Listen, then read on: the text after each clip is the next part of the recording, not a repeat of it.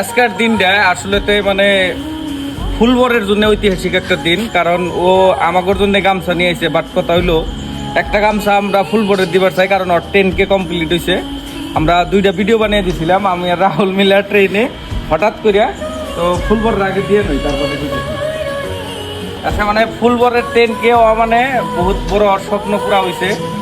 আর আমরা আসলেতে জানি না যে এত এত সাপোর্ট করবেন, ফলো করবেন। ফুলবর খুবই ইমোশনাল হইতেছে আজকে। তো অতি ওরা আসলে তো আর না, আপনারা জানেন। তো রাহুল রে বা আমারে গামছা কোনা দিয়ে হারবো না। তো আমরাই নিয়ে নিতেছি আর কি। আমরাই নিয়ে নিতেছি, কারণ ওর হাত নাই, আপনারা সবাই জানেন।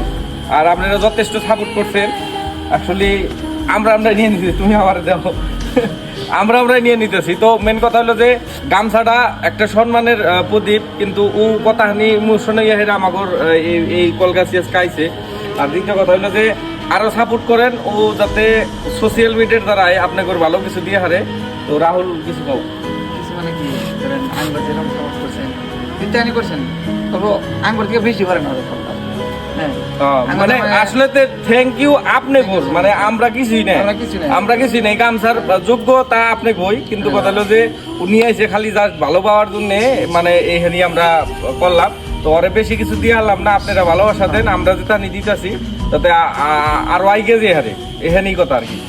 মানে কি ওরকম সাপোর্ট করেন বেশি বেশি, যদি না থাকার মতো সাপোর্ট করেন।